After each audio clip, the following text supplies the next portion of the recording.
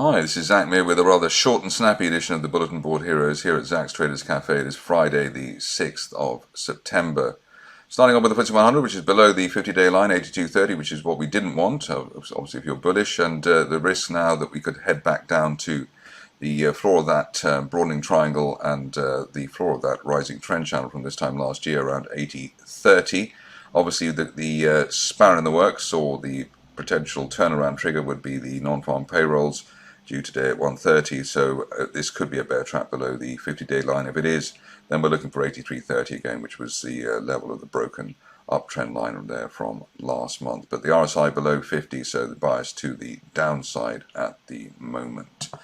Moving along to the DAX, and here you can see that we gapped down and then we've pushed down again towards the 50-day line. That's a sort of bit of a magnet for the price action, 18,300 there, hoping that we won't have anything lower than that ahead of an attempt or a rebound to retest the best levels of the month to date. But September not famous for rallies, I suppose, so we may have to struggle at that 50-day line a bit longer. Moving on to the Dow, and here also under pressure ahead of today's news. The 50-day line there and the top of that gap around 40,200. That's potential support. Otherwise, we need a proper end-of-day close above 41,000 to get us back on track for a move to the top of that rising trend channel from this time last year up to 42,800, perhaps by the end of this month, although it seems a little bit of a big ask at the moment. No change in terms of the soggy position at Bitcoin. Here you can see that we're well below the 60,000 level. We're below that uptrend line there from October, 59,400, and the likely destination now, the February support line projection there, 51,500. RSI now below 40. So that means there's some gas in the tank for the bears to get this market down another $4,000 or $5,000. Gold is next, and probably the only market that gives us hope for the future in a meaningful way. Here we had the test above 2,500. We're back above the old initial August resistance, 25.23, and above that, looking for the top of that rising trend channel from December up towards 26.50 by the end of this month, if we are lucky. RSI's bounced above neutral 50, which is another positive. We've done that multiple times since the beginning of July. Onto the stocks, and a rather measly selection. I'm quite excited about Energypathways in the sense that it's bounced a 3-day bounce off a rising 50-day line. That's at 2 pence, and above that looking for the top of the range up to 2.8 pence.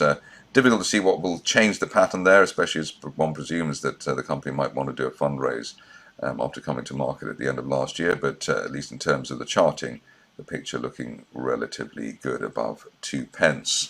Graft Polymer is next, and it's not even really a technical situation here. I suppose there is the sharp hammer candle today. It is a bear trap from below the, well, in fact, to temporary new lows there for the shares. I would guess that somebody's decided that given the progress being made by the company, it's time to buy the dip.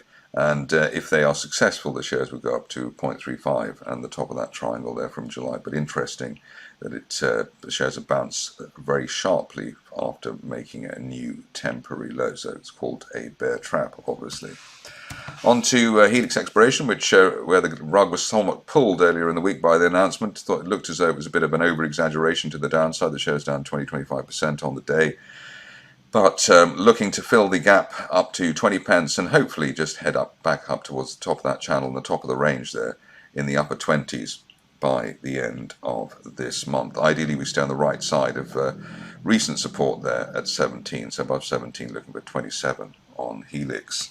Hummingbird also gapping up with one of our favorite formations, which is a bear trap island reversal, so gapping down in August, gapping up now.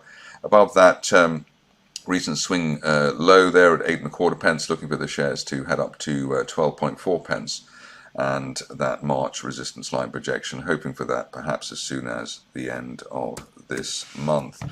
Mobile Streams was well flagged here, and obviously with rather trepidation on that call, but here you can see that the shares broke the 200-day line and they broke the neckline resistance at 0.04 pence.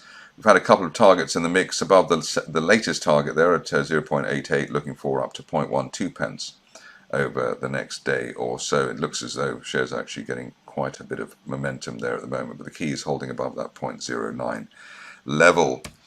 On to Novacyt, which was one of the stars of the show last month, still finding support again and again at 80 pence, which looks like a bit of a giveaway in terms of this being a mid-move consolidation.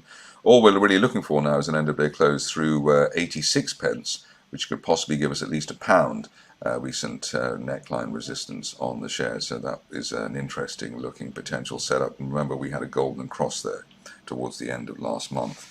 Finishing off with Zephyr, which seems to have pleased the market, or did at least initially. Want to get an end-of-day close above the 50-day line there at 4.4 pence to give us a chance of 5.5 pence plus by the end of this month.